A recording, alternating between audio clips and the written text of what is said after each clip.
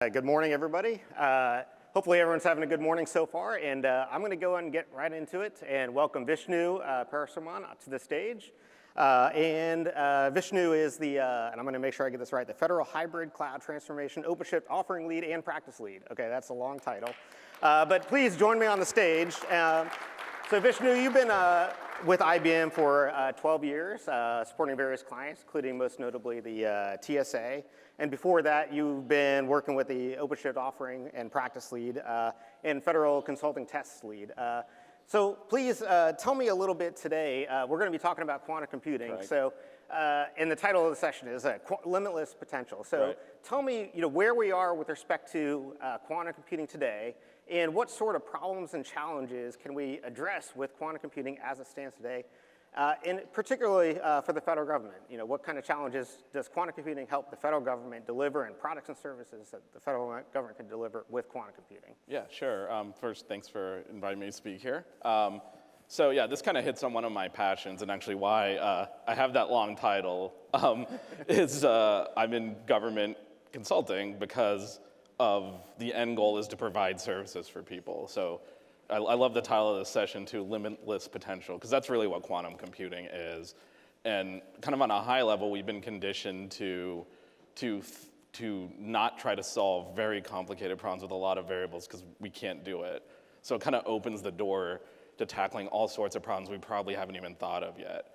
But specifically, areas that I think we can exploit pretty quickly are areas of forecasting, modeling, and supply chain. In particular, if you think about the Postal Service, that last mile delivery is so difficult, and the challenge the Postal Service faces is very different from what any other private commercial carrier does, in that they have to visit every address, whether there's something there or not. So they have a much more complicated problem. So where do you position your postal branches?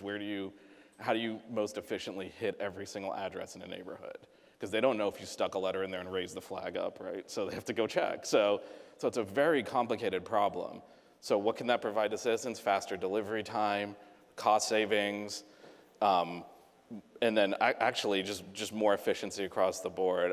For things like forecasting, something that's very close to my heart being from Florida is hurricane forecasting. The way they do this now, they do a great job at NOAA, and every year they get better, and you can see they get more and more accurate. But they put this large cone of uncertainty out, and it's several days out, and it kind of gets more and more accurate as they get closer to the shore.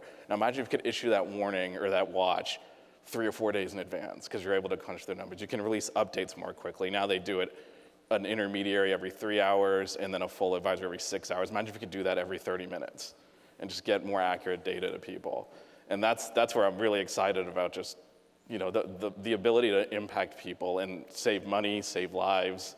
It's all right there at our fingertips. Yeah, so you mentioned forecasting there, and that's certainly one domain, and I think I heard a little bit about some AI ML also. Mm-hmm. Do we see quantum computing impacting those types of domains as well? Yeah. And then maybe to follow up too, we talked about edge and edge in particular. So how does maybe quantum computing help in that domain? Yeah, so the way to think about quantum computing just generally, and then you can kind of see the drill down applications, is it's going to solve complicated math problems more quickly and more efficiently. It's not a magic bullet. It's not going to make everything just like instantaneous. But anything that you're doing that involves a lot of complexity and a lot of variables that would take a classical computer a large amount of time to solve can be shortened significantly.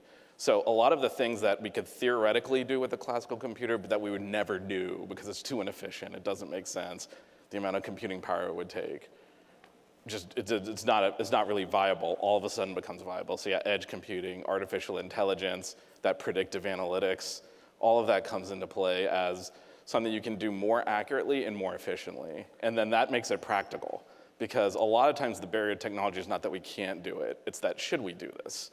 Does it make sense? Is there a practical impact? If it takes me a year to crunch through some data to come with an answer, is that even useful? But if it takes me 5 minutes, it could be useful. So it's that sort of paradigm shift of just shrinking the time to problem solving, where we can really see that. So on that point of shrinking the time, so there's a lot of concern in national security circles, and around two main concerns. So there's the keeping up with our nation-state adversaries. And there's a lot of investment being put into quantum computing and quantum research with some of these adversary countries. So what do we have to do to maintain a lead in quantum computing and to keep ahead of those adversaries? And in particular, one of those main concerns in the national security circles is around cryptographic systems and maintaining the integrity of those systems. So how do we maintain that lead in those domains? Yeah, I mean, you didn't name them, but I will. China is definitely leading the investment on this. They have a 5-year plan to really throw a lot of resources into quantum computing. The US is certainly, from the federal side, lagging behind. But I'm actually less concerned about that, and I'll tell you why. Because I feel like, I'm gonna get on my American patriarch soapbox a little bit, but I feel like the power of this nation, the reason that we lead in technology is because we foster all of our citizens and our innovation to solve complicated problems. It's not just the government doing it. And I really believe in that public-private partnership, which obviously IBM, a little plug for my company, has invested a lot in and will continue to do so in the quantum space.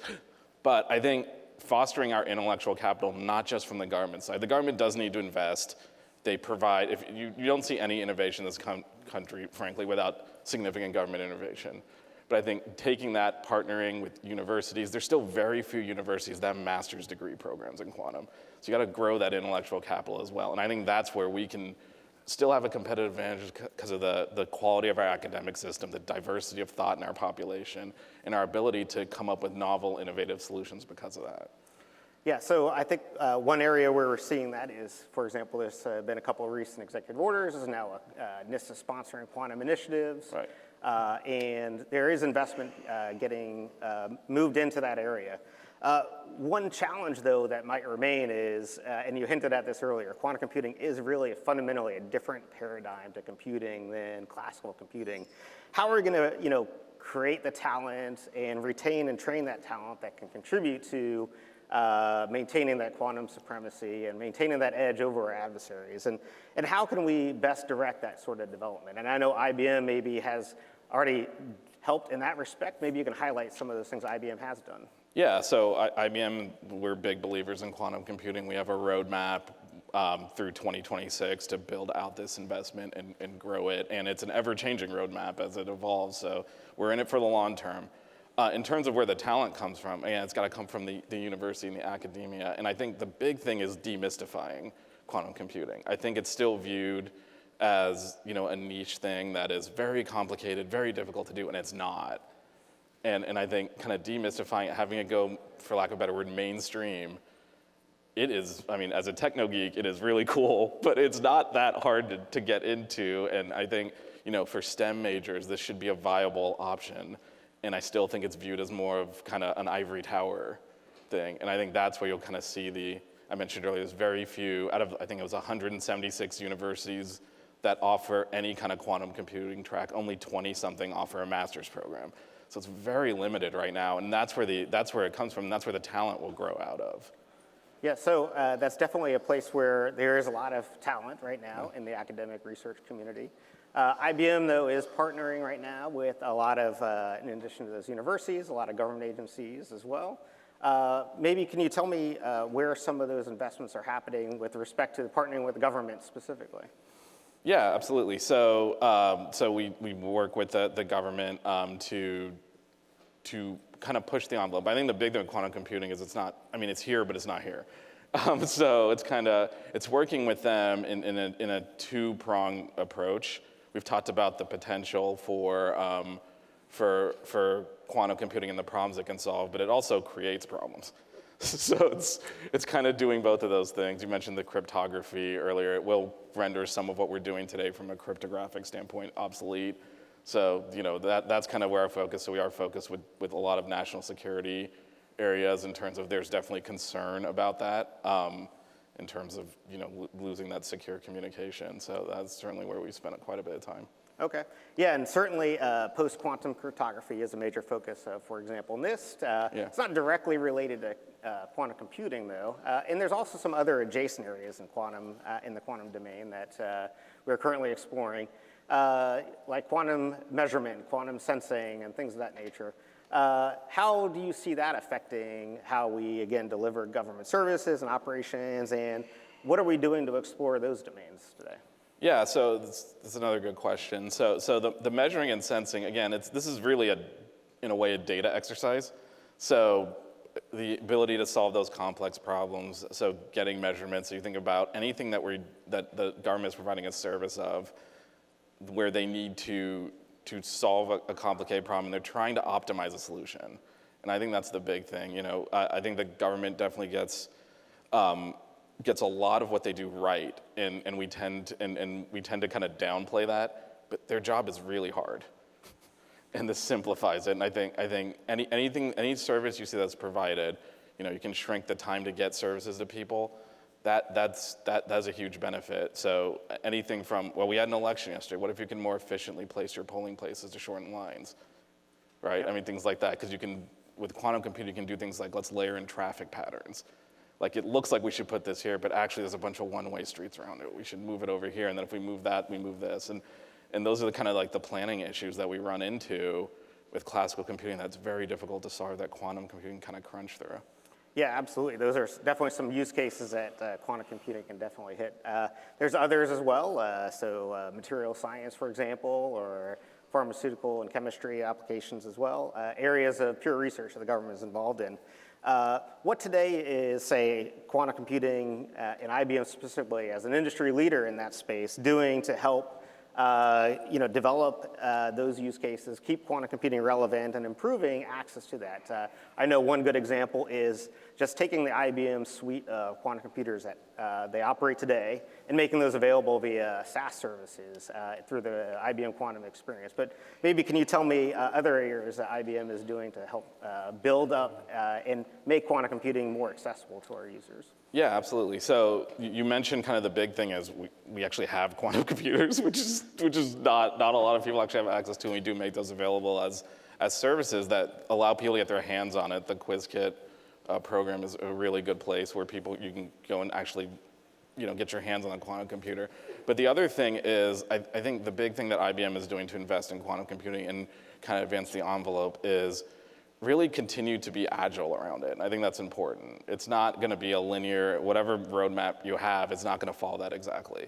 But the investment is there. And one of the cool things is it's kind of where we're currently at with it is kind of three areas where we're seeing kind of the future of computing here. You're still going to need your classical computer. It doesn't make sense to solve every problem with a quantum computer. And there's certain problems that we can solve with a quantum computer that you would not be able to really solve with a classical computer or not solve efficiently. And then there's a third space, which was not on the original roadmap when IBM first had the quantum roadmap, which is now there, which is a hybrid of quantum and classical computers, where you can link quantum computers in a classical chain and solve all sorts of interesting problems. And that's kind of the next advancement that I'm really interested in, because for a lot of time it was, how do we get more qubits onto these circuits? And now it's kind of like, well, can we link them together and combine classical and quantum techniques together? Yeah, and that's kind of the next iteration of this that I'm really excited about. Yeah, I'm glad you mentioned that, because it is maybe a little bit of misconception that quantum computing solves problems in and of itself. So it is a mix of classical and hybrid approaches, and that is, as you note, the next step. So that's an area that Red Hat is actually currently focusing on in terms of quantum computing, is bringing that quantum technology to and integrating it with its classical systems like OpenShift. So Red Hat, for example, worked with IBM to create an operator that allows you to access QuizKit through OpenShift.